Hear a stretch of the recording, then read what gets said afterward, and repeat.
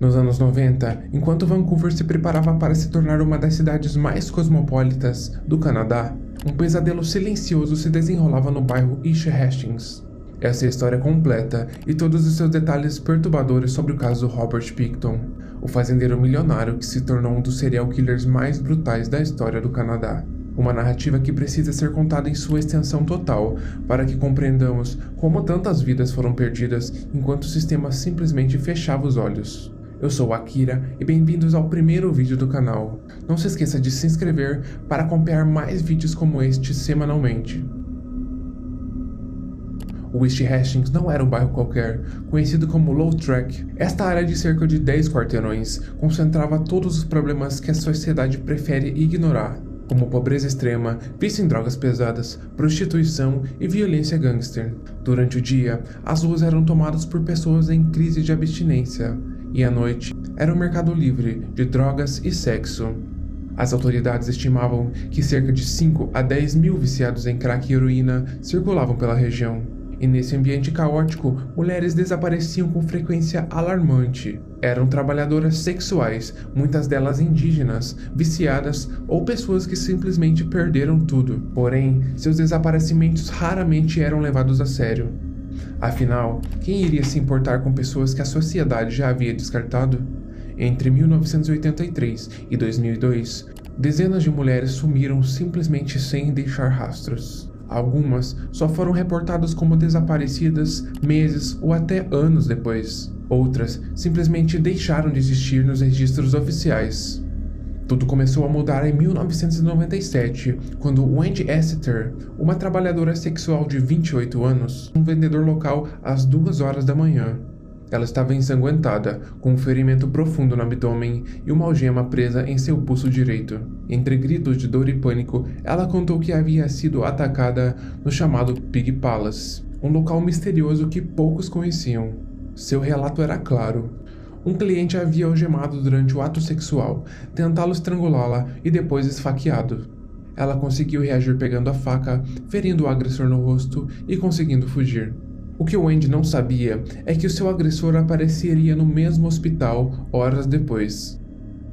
Robert Willie Pickton, um fazendeiro de 48 anos, chegou ao hospital com um corte profundo no rosto, exatamente como ela descreveu. Em seus bolsos, as enfermeiras encontraram chaves de algemas que bateram perfeitamente com as que Wendy usava no trabalho. Porém, quando interrogado, Pickton deu uma versão completamente diferente, alegando que Wendy tentou roubá-lo durante o sexo e ele apenas reagiu em legítima defesa.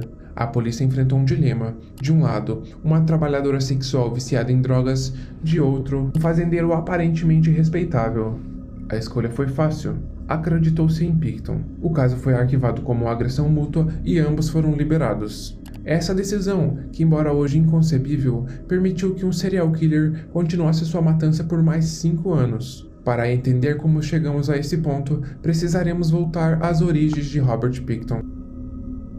Nascido em 1949 em Port Coquitlam, uma pequena cidade a cerca de 30 km de Vancouver, ele cresceu numa fazenda de porcos que pertencia à família há 3 gerações. A vida na propriedade nunca foi fácil. Os Pickton eram conhecidos por seu isolamento social e hábitos excêntricos. Quando seus pais morreram na década de 70, Robert e seu irmão David herdaram o negócio, mas rapidamente o deixaram cair em decadência.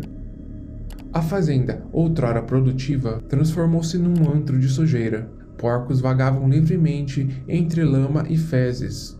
Os irmãos raramente tomavam banhos e a casa principal estava em condições deploráveis. Vizinhos relatavam que o lugar tinha um cheiro insuportável, uma mistura de carne em decomposição, excrementos e lixo acumulado.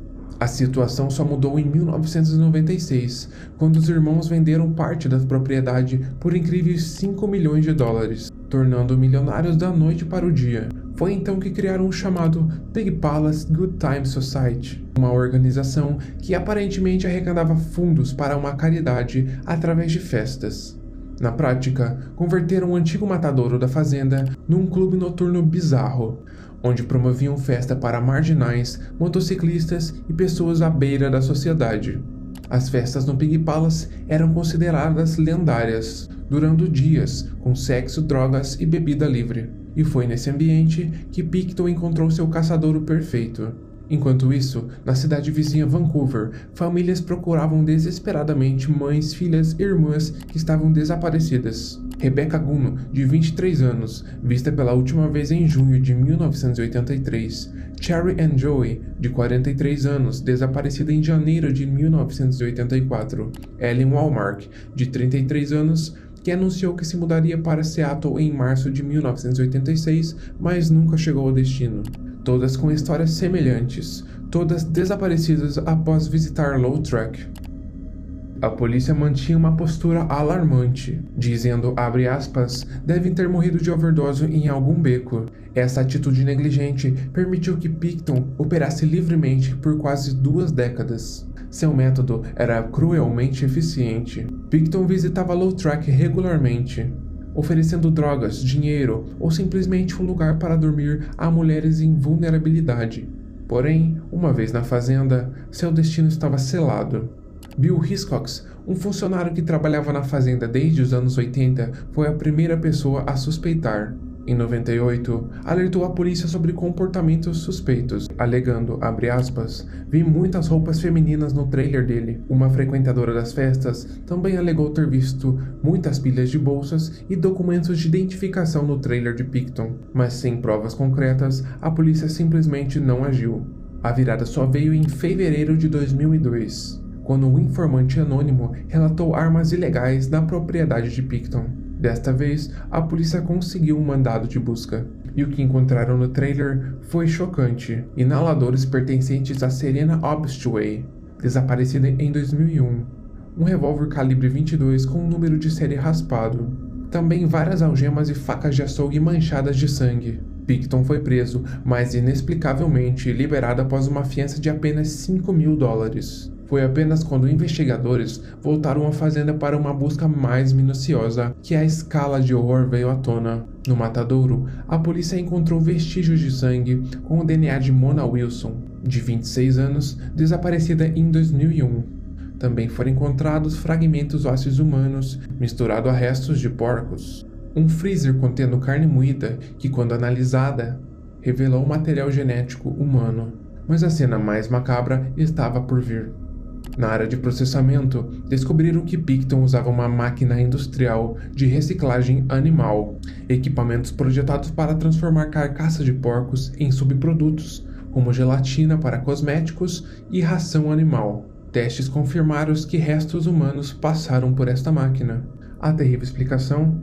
Parte de suas vítimas podem ter acabado em produtos de beleza ou em até alimentos. Em fevereiro de 2002, Robert Picton foi preso definitivamente. Na cadeia, falou para um policial disfarçado de detento detalhes horripilantes. Abre aspas, matei 49 delas. Queria chegar a 50 para bater o recorde.